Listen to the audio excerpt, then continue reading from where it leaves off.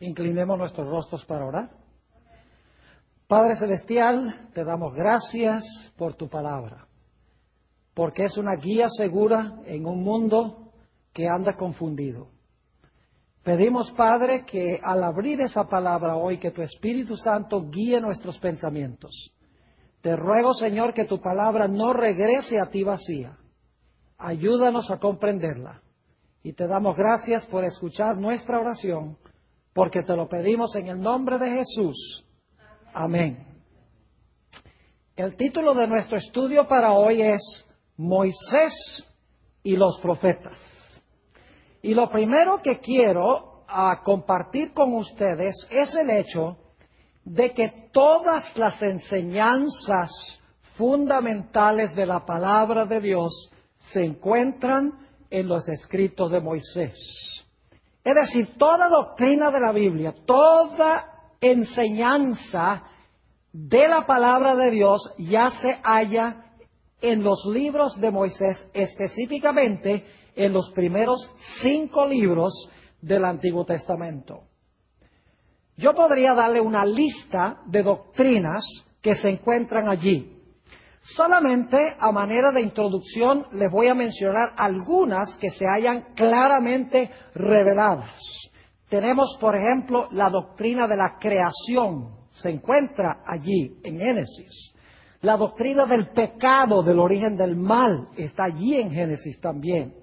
La idea de la redención, el matrimonio, la Trinidad, entre muchas otras doctrinas, se encuentran específicamente en este segmento de la Escritura que se conoce como el Pentateuco o los 5 libros de Moisés. Pero no solamente se encuentran allí las doctrinas generales de la Biblia, sino que se encuentran también algunas doctrinas específicas de la Iglesia Adventista del Séptimo Día. ¿Sabían ustedes que todas las doctrinas de la Iglesia Adventista se pueden comprobar nada más de los 5 libros de Moisés? Ahora no vamos a tomar tiempo para hacer eso, pero si tuviera el tiempo les demostraría que todas nuestras creencias fundamentales y distintivas también se hallan en los 5 libros de Moisés. Permítame mencionarles algunas. El sábado se encuentra en el libro de Génesis. El estado de los muertos se encuentra en diferentes textos en estos 5 libros de Moisés. La vida saludable, la dieta que Dios dio originalmente al hombre y los secretos de la salud están en Génesis, el capítulo 1. Se encuentra también la doctrina del santuario, especialmente en el libro de Levítico encontramos una exposición detallada del santuario. Se enseña claramente la doctrina del diezmo en los libros de Moisés, especialmente en Levítico, pero también se encuentra en Génesis. El espíritu de profecía, es decir, el llamado de Dios a los profetas para presentar el mensaje de Dios, se encuentra también allí en los escritos de Moisés. Es decir, los escritos de Moisés son fundamentales en la Sagrada Escritura. Toda enseñanza, toda doctrina general y también toda doctrina distintiva de la Iglesia Adventista se encuentra en los libros de Moisés. Ahora, después de Moisés, tenemos otras partes del Antiguo Testamento. Moisés escribió aproximadamente unos 1450 años antes del nacimiento de Jesús. Unos 50 años más tarde tenemos la conquista de la tierra de Canaán por Josué y los israelitas. Ya Moisés para este tiempo había muerto, había escrito sus libros, pero había muerto. Lo interesante es que en el libro de Josué, que describe eventos que pasaron en el año 1400 antes de Cristo, Josué se refiere a Moisés y a sus escritos más de 58 veces en su libro. Es decir, que Josué no trajo ninguna doctrina nueva, ninguna enseñanza nueva. Lo que hizo fue tratar de implementar en el pueblo lo que había escrito y lo que había enseñado Moisés. Es decir, Josué confirma, amplifica y explica lo que enseñó Moisés, pero no le añade ni contradice lo que escribió Moisés. Permítame darles un par de ejemplos del libro de Josué para que ustedes puedan ver cómo Josué apeló a la revelación que Dios dio a Moisés.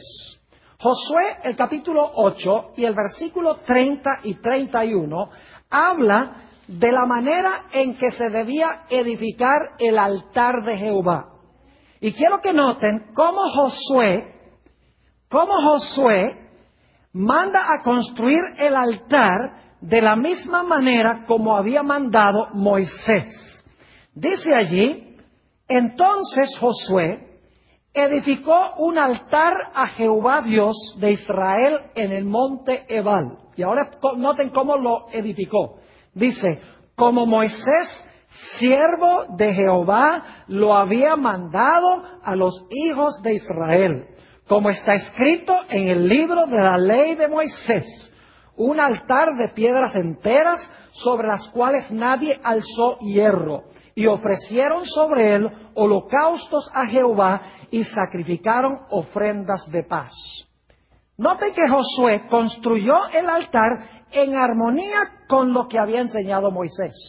Es decir, Josué no inventó nuevas doctrinas, nuevas enseñanzas, nuevas ideas. Lo que hizo fue implementar lo que había enseñado Moisés antes que él. Noten otro ejemplo también de Josué, el capítulo 22 y los versículos 4 y 5. Josué, el capítulo 22 y los versículos 4 y 5. Aquí Josué está amonestando al pueblo de Israel de que ellos sean fieles a Dios. Y fíjense lo que dice Josué que debe hacer el pueblo para ser fiel a Dios. Nuevamente Josué 22, 4 y 5. Ahora pues, que Jehová vuestro Dios ha dado reposo a vuestros hermanos, como lo había prometido, volved, regresad a vuestras tiendas, a la tierra de vuestras posesiones, que Moisés, siervo de Jehová, os dio al otro lado del Jordán. Y luego noten el versículo 5. Solamente que con diligencia cuidéis de cumplir el mandamiento y la ley que Moisés, siervo de Jehová, os ordenó, que améis a Jehová vuestro Dios y andéis en todos sus caminos, que guardéis sus mandamientos y le sigáis a él y le sirváis de todo vuestro corazón y de toda vuestra alma. Noten que cuando Josué insta al pueblo a ser fiel a Dios, Josué les enseña que deben tener cuidado de cumplir el mandamiento y la ley que Moisés, siervo de Jehová, mandó a guardar al pueblo de Israel.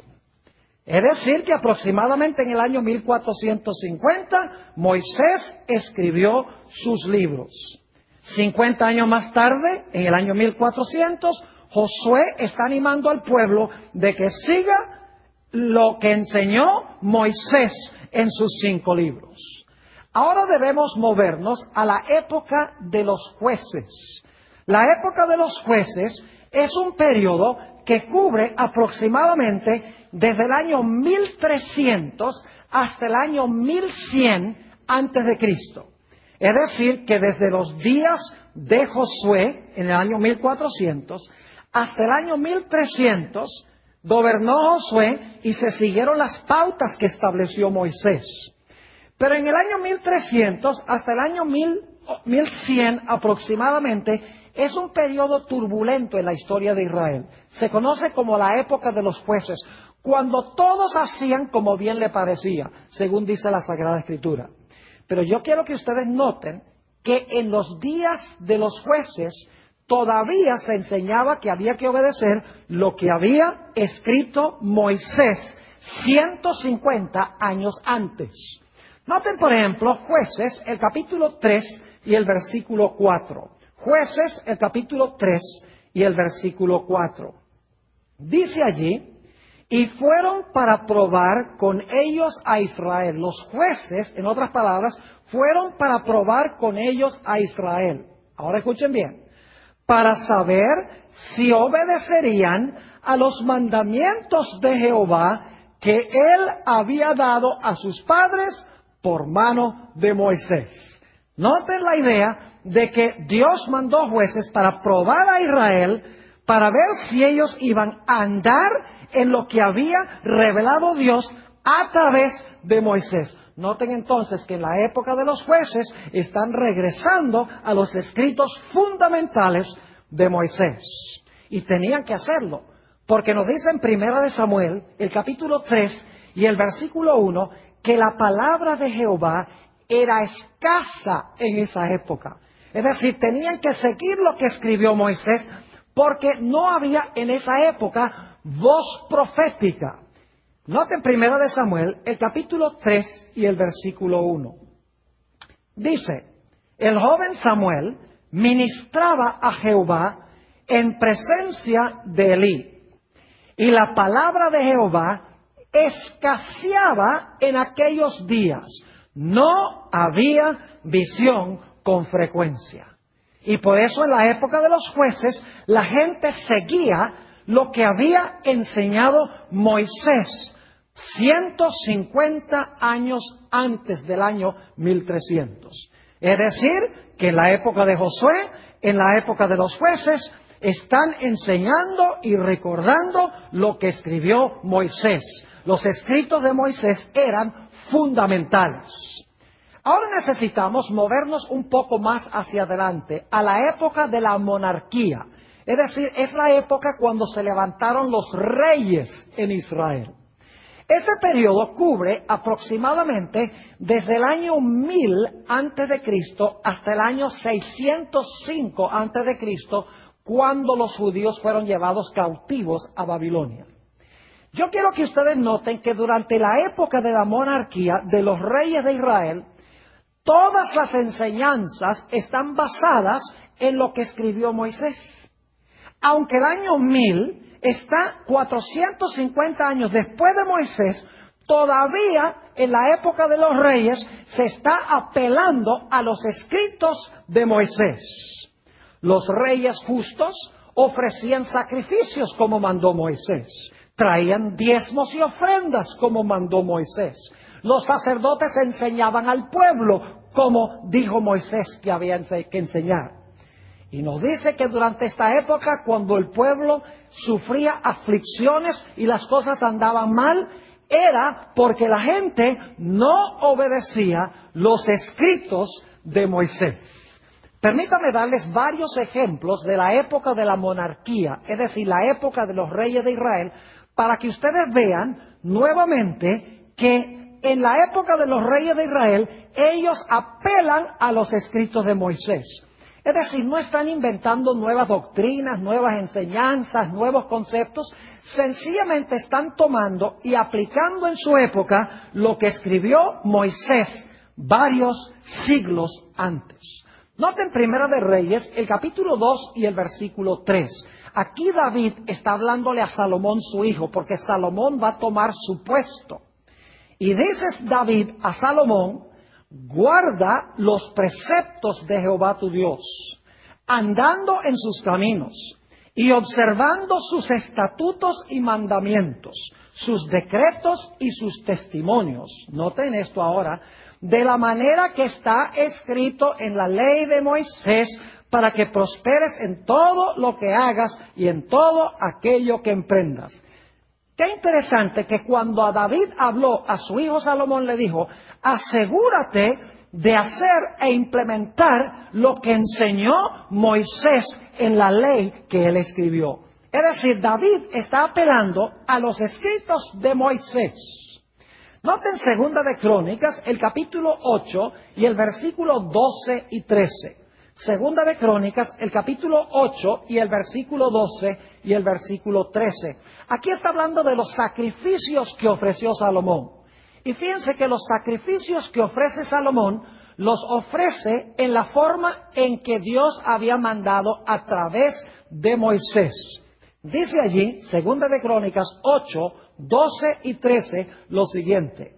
Entonces ofreció Salomón holocaustos a Jehová sobre el altar de Jehová que él había edificado delante del pórtico, para que ofreciesen cada cosa en su día. Ahora fíjense cómo se ofrecían los sacrificios. Para que ofreciesen cada cosa en su día, conforme al mandamiento de Moisés, en los días de reposo, en las nuevas lunas y en las fiestas solemnes 3 veces en el año. Esto es, en la fiesta de los panes sin levadura, en la fiesta de las semanas y en la fiesta de los tabernáculos. Noten que todas las fiestas en los días de Salomón se estaban observando de acuerdo a la forma en que prescribió ¿quién? En que prescribió Moisés. Salomón no está trayendo ninguna nueva doctrina. David no está trayendo nuevas enseñanzas. Sencillamente están tomando y aplicando lo que escribió Moisés centenares de años antes. Noten Segunda de Reyes, el capítulo 18 y el versículo 6. Todavía estamos en la época de los monarcas de Israel. Segunda de Reyes 18 y el versículo 6. Aquí nos dice que Ezequías, uno de los reyes de Israel, guardó las leyes que Dios dio a través de Moisés. Dice lo siguiente: en Jehová, Dios de Israel, puso su esperanza. Es decir, Ezequías puso su esperanza en Jehová, Dios de Israel. Ni después ni antes de él hubo otro como él entre los reyes de Judá, porque siguió a Jehová y no se apartó de él, y ahora escuchen, sino que guardó los mandamientos que Jehová prescribió a Moisés. Otra vez encontramos que Ezequías está obedeciendo los mandamientos que Dios dio a través de Moisés. Noten Primera de Crónicas, el capítulo 15 y el versículo 15. Nos está hablando aquí de los levitas, quienes cargaban el arca en Israel. Y fíjense que ellos cargaban el arca por una razón muy especial y de una forma muy especial. Primera de Crónicas 15 y el versículo 15.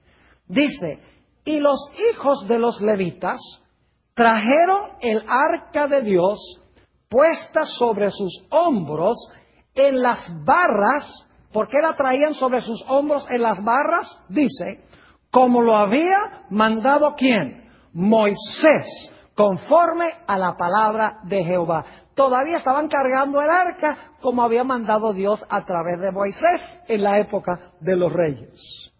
Ahora, el pueblo de Israel fue llevado cautivo al reino de Asiria por su desobediencia.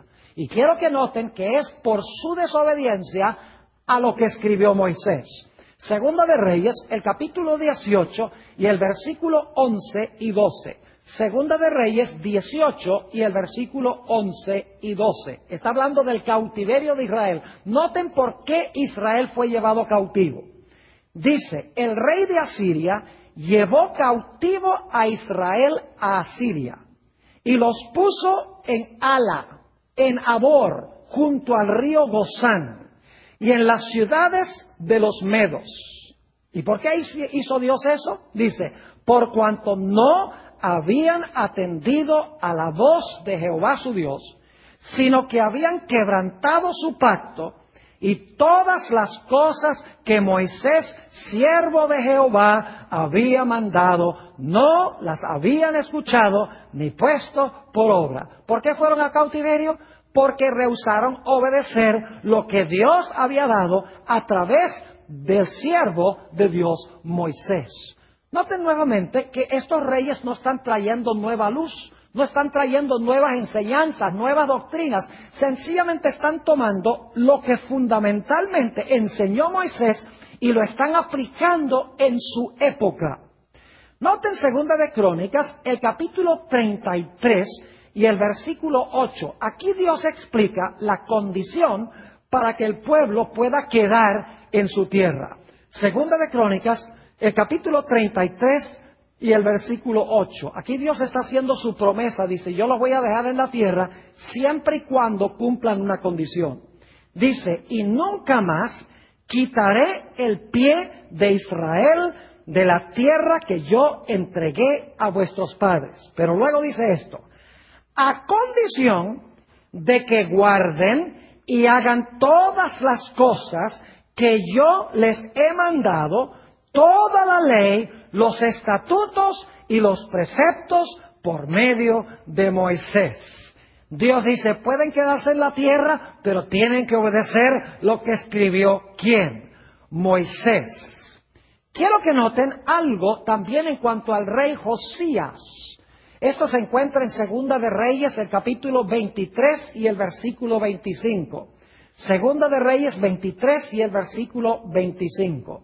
Hablando de Josías, dice, no hubo otro rey antes de él que se convirtiese a Jehová de todo su corazón, de toda su alma y de todas sus fuerzas, conforme a toda la ley de Moisés, ni después de él nació otro igual. Noten nuevamente que Josías fue un rey que vivió en armonía con la ley de ¿quién? Con la ley de Moisés, dice aquí.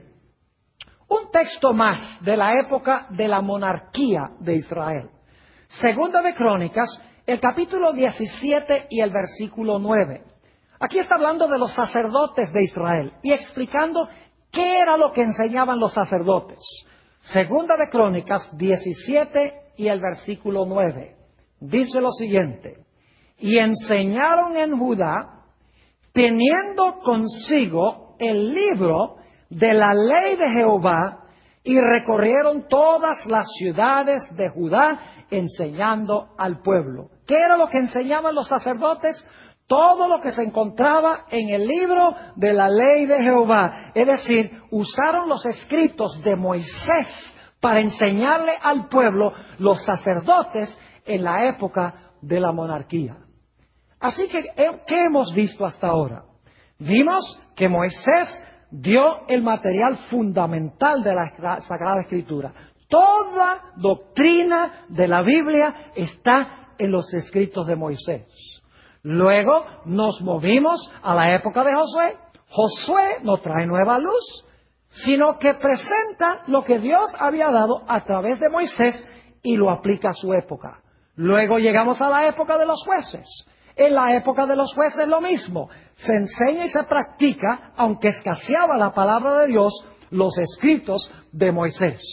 Luego en la época de la monarquía, los reyes ofrecían sacrificios, ofrecían presentes, hablaban al pueblo, enseñaban a la gente de acuerdo a las enseñanzas fundamentales que había dado Moisés.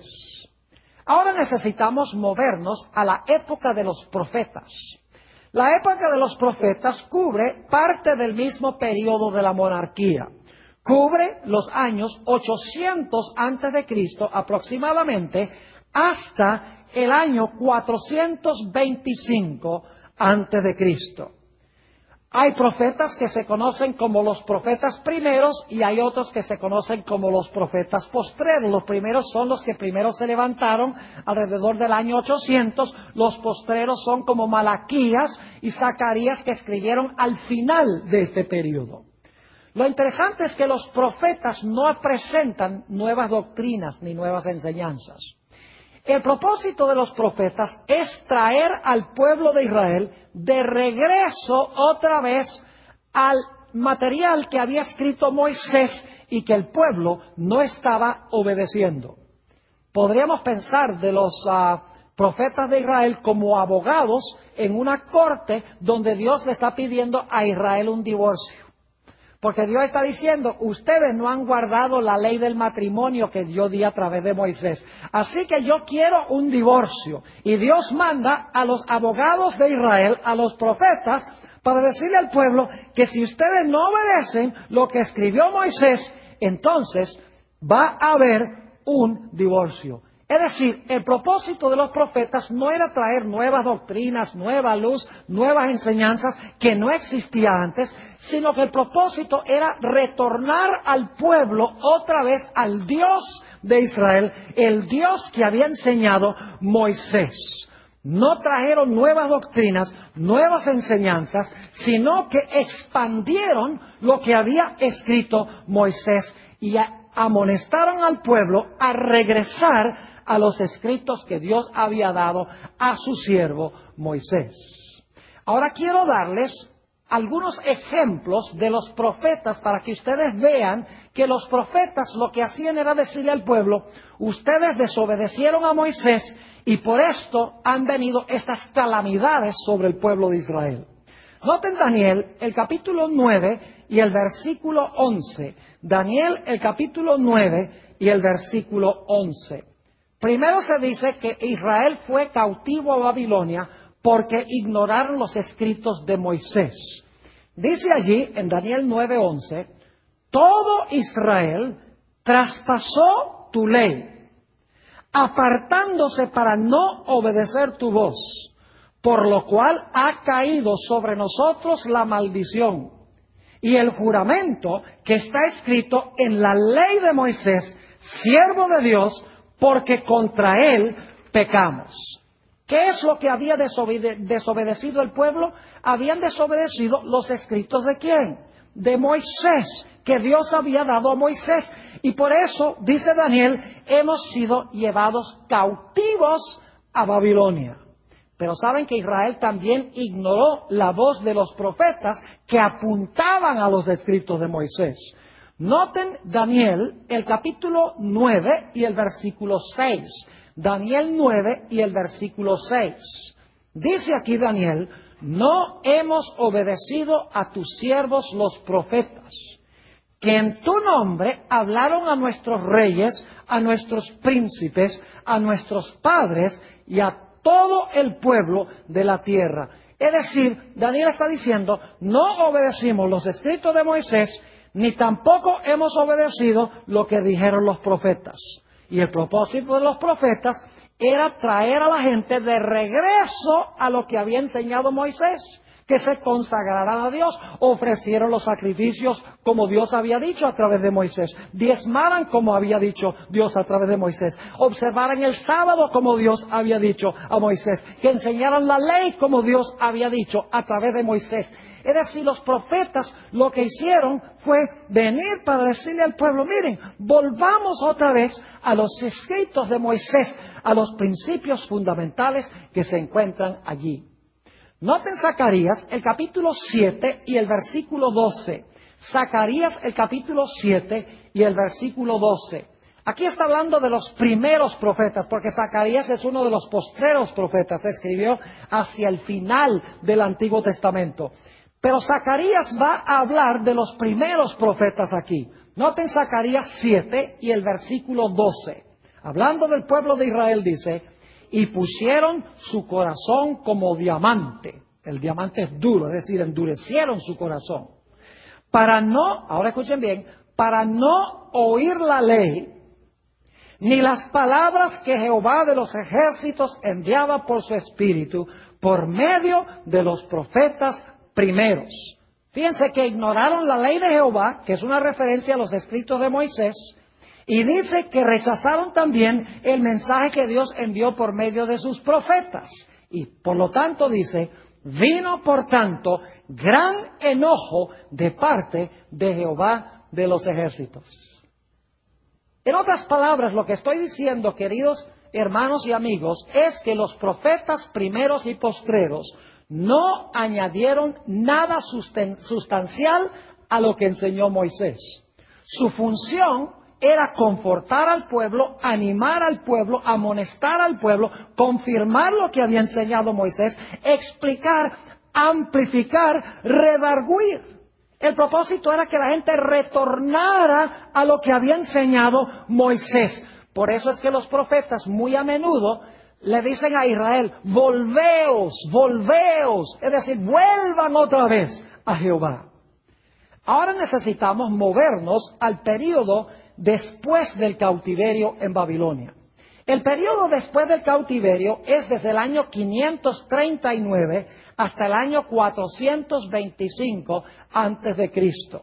Ya estamos llegando hacia el final del periodo del Antiguo Testamento. Y vamos a hablar por unos momentos de Esdras y Nehemías, que se levantaron después del cautiverio en Babilonia.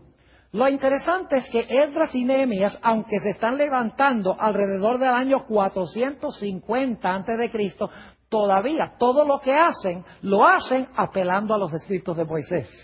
Permítanme mencionarles nada más algunas referencias, porque no podemos leerlas todas por la escasez del tiempo, pero les doy las referencias. En Esdras, el capítulo 3 y el versículo 2, dice que después del cautiverio, el pueblo edificó un altar con las especificaciones que había dado Moisés. En Esdras 6 y el versículo 18, dice que los sacerdotes y los levitas se organizaron después del cautiverio como Dios había mandado a través de Moisés. En Esdras 9 y el versículo 11 se prohibieron matrimonios mixtos entre los israelitas y los paganos. Y dice, porque debían obedecer lo que Dios había mandado a través de los escritos de Moisés. En Nehemías, el capítulo 8 y el versículo 1 al 3, y también el versículo 8 y 9 y el versículo 13 al 15, dice que el pueblo celebró la fiesta de tabernáculos después que regresaron a su tierra. Y dice que celebraron la fiesta de tabernáculos exactamente como lo había mandado Moisés. Y en Nehemías, el capítulo 10 y el versículo 28 y 29, el pueblo prometió obedecer la voluntad de Dios tal cual fue dada a Moisés.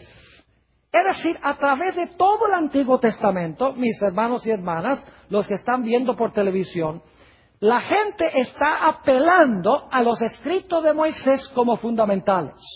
Nadie le está añadiendo nada a los escritos de Moisés. Sencillamente están ampliando, están explicando, están corrigiendo al pueblo por desviarse de los escritos de Moisés. Pero todas las doctrinas claves están en los escritos de Moisés. Permítanme leerles una última cita del Antiguo Testamento antes de ir al Nuevo. Malaquías, el capítulo 4 y el versículo 4 al 6 habla de algo que va a suceder antes del día grande y terrible de Jehová. La Biblia dice que Dios va a mandar a Elías, el profeta, antes del día grande y terrible de Jehová. Dicho sea de paso, el primer cumplimiento de esto fue con Juan el Bautista. Juan el Bautista fue el que vino en el espíritu y el poder de Elías. Ahora, ¿qué es lo que iba a enseñar este Elías? No en persona, sino con el espíritu y poder de Elías. Malaquías, el capítulo 4 y el versículo 4 hasta el versículo 6. Dice aquí, acordaos de la ley de Moisés mi siervo, al cual encargué en Horeb ordenanzas y leyes para todo Israel. ¿A qué es lo que está apelando Malaquías? ¿A los escritos de quién? De Moisés. Versículo 5. He aquí, yo os envío al profeta Elías antes que venga el día de Jehová grande y terrible. Él hará volver el corazón de los padres hacia los hijos y el corazón de los hijos hacia los padres, no sea que yo venga y hiera la tierra con maldición. Fíjense que dice aquí que cuando se iba a levantar este Elías final, que se debía nuevamente atraer atención a los escritos de ¿quién? A los escritos de Moisés. Nos hemos movido a través de todo el Antiguo Testamento. Tenemos a Moisés, quien es fundamental. Todas las doctrinas de la Iglesia, tanto generales como distintivas, están en los escritos de Moisés. Luego Josué apela a Moisés. Los jueces apelan a Moisés. Los reyes apelan a Moisés.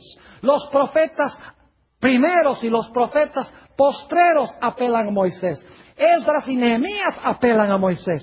Y dice que cuando se levantara este Elías para preparar el camino para el Mesías, él también iba a traer a colación a Moisés. Es decir, que todo lo que vino después de Moisés tenía única y exclusivamente el propósito de ampliar y explicar lo que escribió Moisés, aplicarlo a su época y corregir a los que no vivían en armonía con lo que escribió Moisés. ¿Está claro este punto? Ahora necesitamos ir al Nuevo Testamento. El Nuevo Testamento fue escrito aproximadamente entre los años 45 y 90 después de Cristo. Lo interesante es que el Nuevo Testamento no presenta fundamentalmente nada nuevo que no se encuentre ya en el Antiguo Testamento. El Nuevo Testamento amplifica, confirma, desarrolla y explica lo que ya contiene el Antiguo Testamento. El Nuevo Testamento no añade nada sustancial al Antiguo Testamento, ni contradice lo que está en el Antiguo Testamento. Podemos notar, por ejemplo, la vida de Jesús. ¿Saben ustedes que la vida de Jesús toda está revelada en el Antiguo Testamento? Cuándo iba a nacer, dónde iba a nacer, que le iban a anunciar una estrella, las palabras que sus enemigos iban a decir cuando él iba a colgar sobre la cruz, el hecho de que lo iban a traspasar con una lanza, que iban a echar suerte sobre sus vestimentas, que iba a morir, que iba a ser sepultado, que iba a resucitar el tercer día. Todo eso estaba ya en el Antiguo Testamento.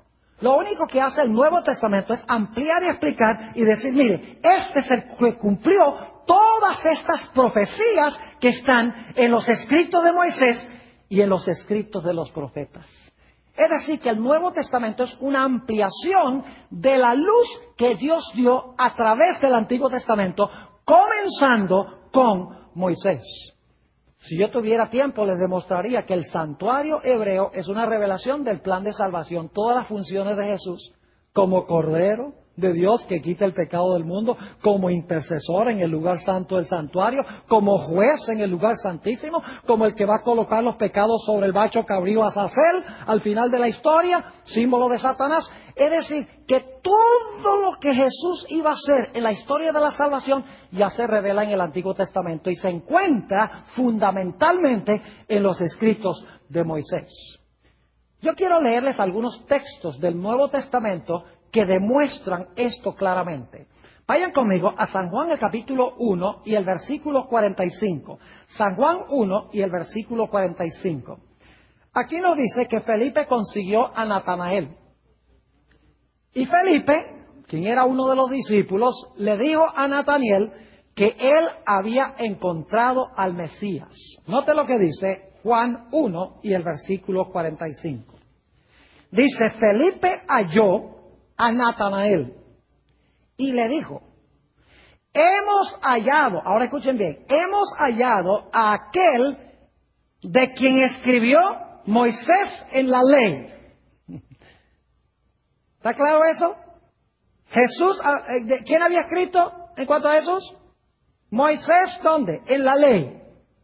Así como los profetas, es decir, Moisés lo enseñó y los profetas confirmaron lo que enseñó Moisés.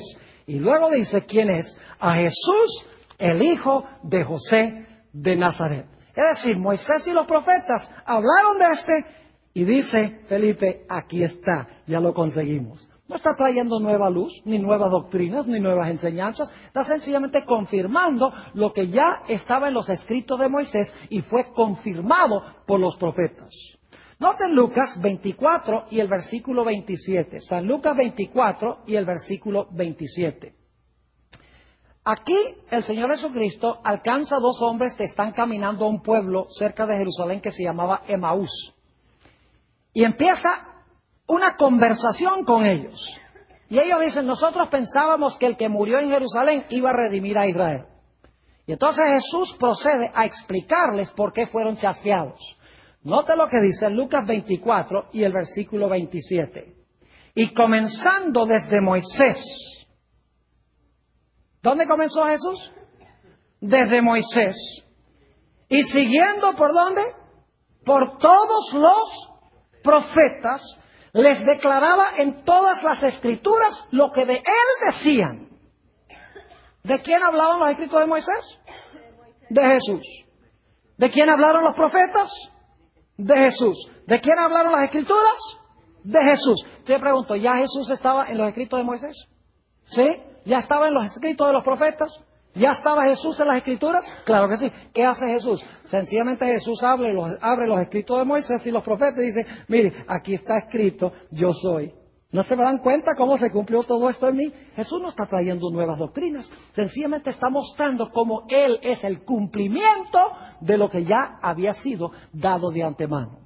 Noten Hechos, el capítulo 24 y el versículo 14. Hechos 24 y el versículo 14. Aquí el apóstol Pablo se encuentra testificando ante el gobernador Félix, un gobernador del Imperio Romano. Y dice el apóstol Pablo a Félix, fíjense qué era lo que enseñaba el apóstol Pablo. Dice, pero esto te confieso, que según el camino que ellos llaman herejía, así sirvo al Dios de mis padres. Dice el apóstol Pablo, yo sirvo al Dios de mis padres. Y ahora escuchen bien, creyendo todas las cosas que en la ley y en los profetas están escritas.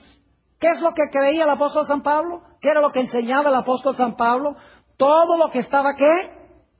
En la ley, que se refiere a los escritos de Moisés, y que estaban escritos ¿dónde? En los profetas. Entonces, ¿de dónde sacó el apóstol Pablo su material? ¿De dónde sacó el apóstol Pablo sus enseñanzas? Trajo nuevas doctrinas, nuevas enseñanzas deslumbrantes que nadie conocía antes. No, sencillamente está desarrollando y ampliando lo que había sido escrito por Moisés y por los profetas y por los salmos. Note lo que dice Hechos, el capítulo 26 y el versículo 22. Hay muchos textos que pueden corroborar lo que estamos estudiando. Hechos 26 y el versículo 22. Aquí Pablo está hablando de qué cree él de los escritos de Moisés y de los profetas. Dice aquí el apóstol San Pablo, pero habiendo obtenido auxilio de Dios, persevero hasta el día de hoy, dando testimonio a pequeños y a grandes. Y ahora escuchen bien, no diciendo nada fuera de las cosas que los profetas y Moisés dijeron que habían de suceder. ¿Qué fue lo que enseñó el apóstol Pablo? Dice, yo no enseñé nada que no haya sido enseñado por ¿quiénes? Por los profetas y por Moisés. ¿De dónde sacó entonces el apóstol Pablo su material? Trajo unas doctrinas que nadie había oído antes. Unas enseñanzas radicalmente distintas. No, señor, dice, yo no enseñé nada, sino lo que está escrito en la ley de Moisés y en los profetas. Es decir, él está ampliando, él está explicando lo que se encuentra ya en los escritos de Moisés y en los profetas que confirman lo que dijo Moisés. Un texto más de Hechos, el capítulo 28 y el versículo 23 y 24.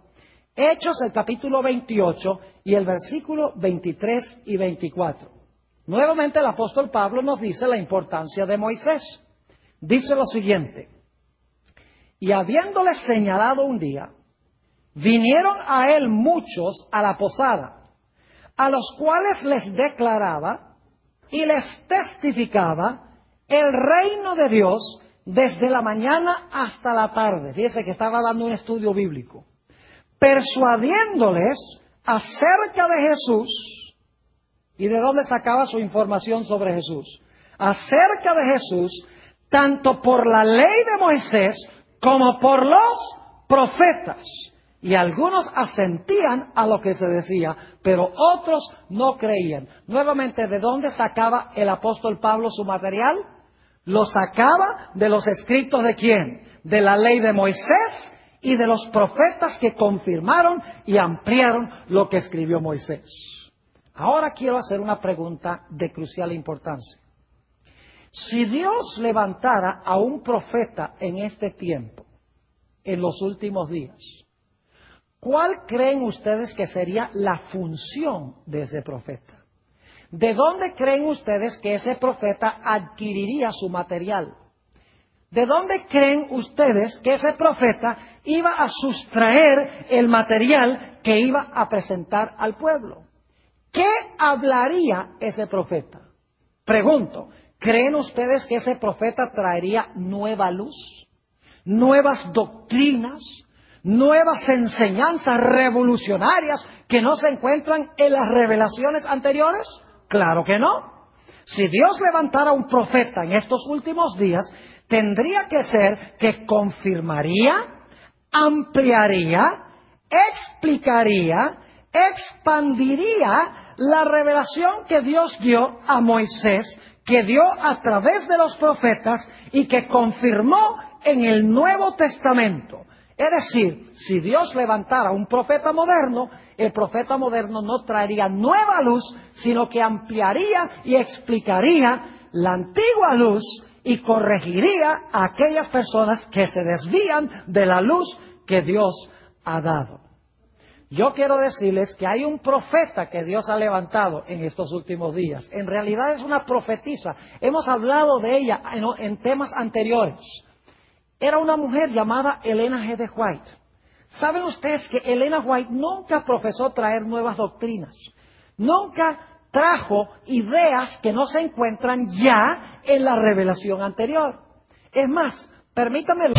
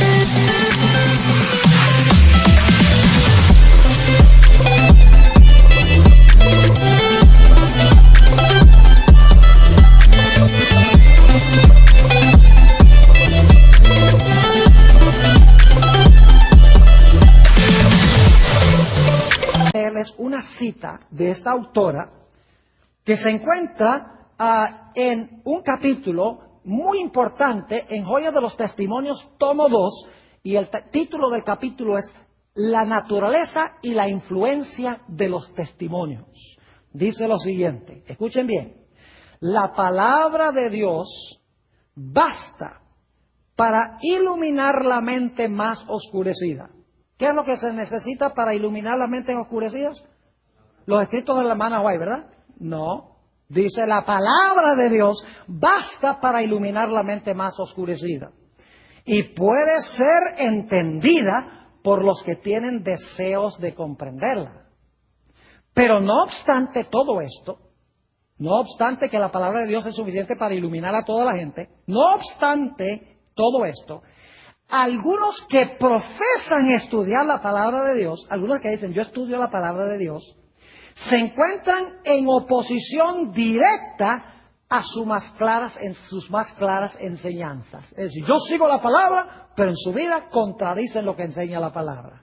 Sigue diciendo ella.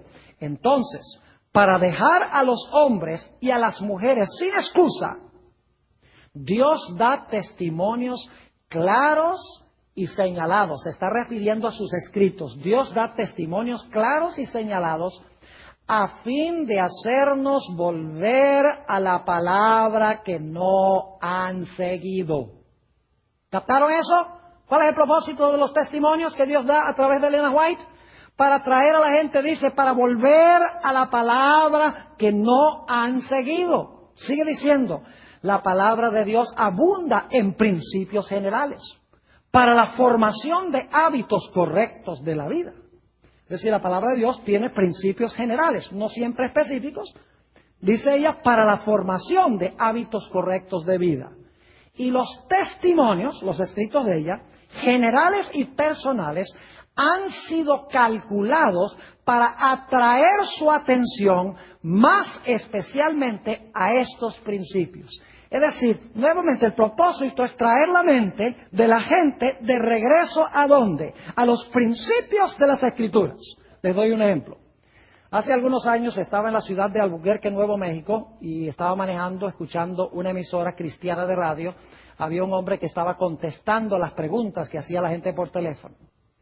Y un individuo llama y dice, mire señor, yo tengo 2 preguntas que por favor quiero saber si me puede contestar. Una de ellas ¿es pecado fumar? Y la segunda pregunta es, ¿me va a mandar Dios al infierno por fumar? Y dice, bueno, yo voy a colgar para escuchar qué respuestas me va a dar a mis preguntas. Me quedé aterrado de escuchar al cristiano que estaba contestando las preguntas. Porque dice, en cuanto a su primera pregunta, de si es pecado fumar, le puedo decir que no, porque en ninguna parte de la Biblia dice no fumarás. Y de verdad que en ninguna parte de la Biblia dice no fumarás. Pero yo pregunto, ¿hay principios en la Biblia que prohíben fumar? Claro que sí. La Biblia dice no matarás. Yo pregunto, ¿el cigarrillo mata? Sí, mata despacio, pero mata igual. El mandamiento no dice no matarás rapidito. El mandamiento dice no matarás despacio o rápido. Es decir, que el que fuma y acorta su vida, mata lentamente, está quebrantando el mandamiento no matarás. Está violando ese principio. Además de eso, la Biblia dice que nada inmundo entrará al reino de los cielos. ¿Han visto ustedes los pulmones de una persona que fuma? Además de eso, la Biblia dice que nuestro cuerpo es templo del Espíritu Santo. El que destruye el templo, Dios lo destruirá a él. Ahora, yo no estoy diciendo que los que luchan con el cigarrillo son malos. Lo que estoy diciendo es que la palabra de Dios enseña que el uso del cigarrillo está en contra de ciertos principios de Dios. Y Dios tiene poder para dar la victoria sobre este vicio. Es un vicio fuerte, difícil de vencer. Pero la Biblia dice, todo lo puedo en Cristo que me fortalece. Y luego fue interesante notar la segunda respuesta que dio el individuo por radio. Dijo que si Dios lo va a mandar al infierno por fumar, ¿qué va? Dice, más rápido va a llegar al cielo. Lo que quería decir era que como fumaba, se iba a morir más rápido. Y como él creía que cuando una persona se muere se va directamente al cielo, se va más rápido. Que es otra doctrina falsa, porque la Biblia dice que los muertos no saben nada cuando mueren. Cuando Cristo venga es que van a ir para estar con el Señor. Elena G. de White dice claramente, fumar es un pecado, es una violación de principios bíblicos que atentan contra la salud. ¿Tiene ella razón en lo que dice? Aunque la Biblia no dice no fumarás, ella no le está añadiendo nada a la Biblia. Está tomando principios de la Biblia y los está aplicando a casos específicos en la vida real de ahora. Quiero leerles una cita que encontramos en el libro Palabras de Vida del Gran Maestro, en el capítulo que se titula ¿Dónde hallar la verdad? Aquí la autora habla de la relación entre la nueva luz y la vieja luz. Dice lo siguiente, en cada época hay un nuevo desarrollo de la verdad. ¿Se dieron cuenta? En cada época hay un nuevo desarrollo de la verdad. No nueva verdad, sino nuevo desarrollo de la verdad. Un mensaje de Dios al pueblo de esa generación. Las viejas verdades son todas esenciales. La nueva verdad ahora noten, la nueva verdad no es independiente de la vieja, sino un desarrollo de ella. ¿Qué es la nueva verdad? Cuando Dios trae, es un desarrollo de la vieja verdad. No es nueva luz, sino un desarrollo de la luz. Sigue diciendo, es únicamente comprendiendo las viejas verdades como podemos entender las nuevas. Trate usted de entender la muerte de Cristo en la cruz sin los textos del Antiguo Testamento que hablan de Jesús como el Cordero. Imposible. Trate usted de entender que Jesús resucitó al tercer día sin que el Antiguo Testamento tuviera profecías de que iba a resucitar el tercer día. Es decir, dice ella, es únicamente comprendiendo las viejas verdades como podemos entender las nuevas. Cuando Cristo deseó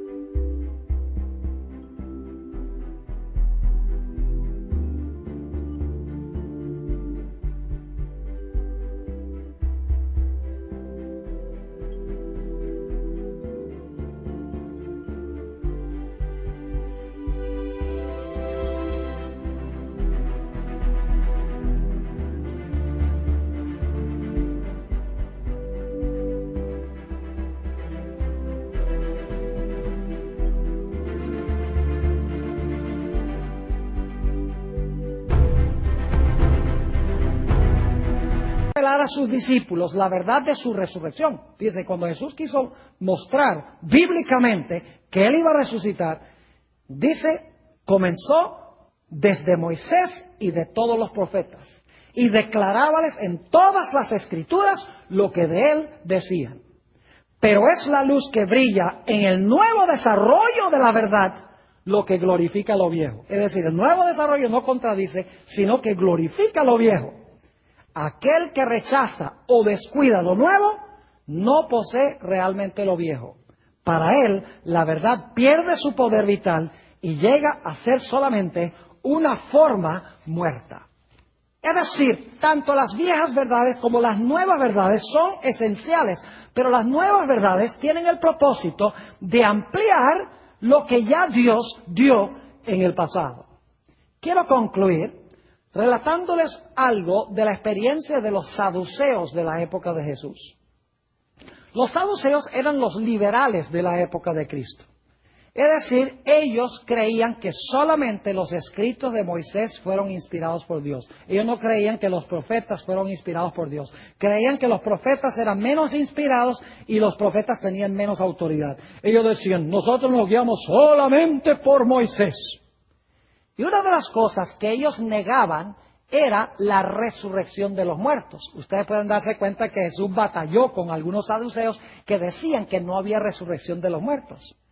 Jesús estaba luchando contra este grupo que decía, nosotros creemos solamente a Moisés, nosotros no creemos los profetas.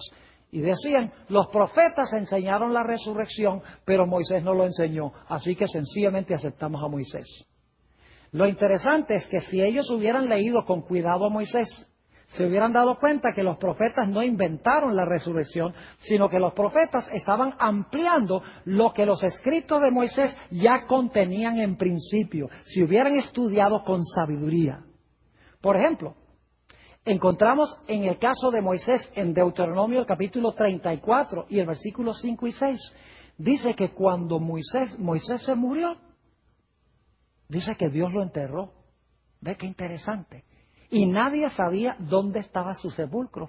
Ya como que uno tiene una idea de que, bueno, si Dios lo enterró, el único personaje en la Biblia que Dios haya enterrado es porque la muerte de Moisés tuvo algo especial. Y luego, si nadie sabía dónde estaba su sepulcro, los judíos marcaban los sepulcros de sus héroes. Si nadie sabía dónde estaba el sepulcro, ¿será posible que era porque Moisés había resucitado? Además de eso, el Señor Jesucristo le dijo a los saduceos, ustedes ignoran las Escrituras y el poder de Dios.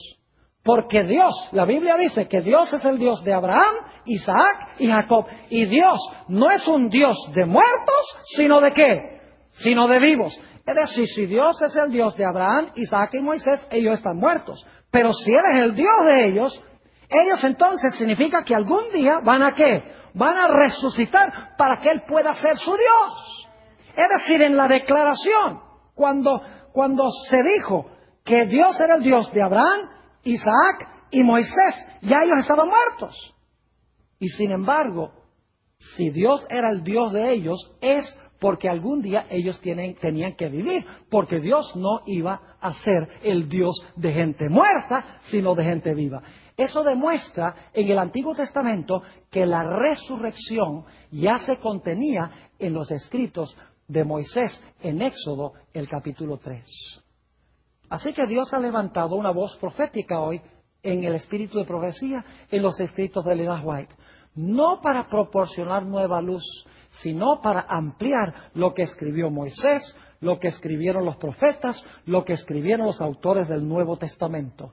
Es decir, para tomar la vieja luz, ampliarla, explicarla, corregir a los que yerran de esa luz, de tal manera que podamos en toda su gloria entender y seguir lo que Dios está enseñando a través de la palabra escrita. Gracias a Dios por este precioso don.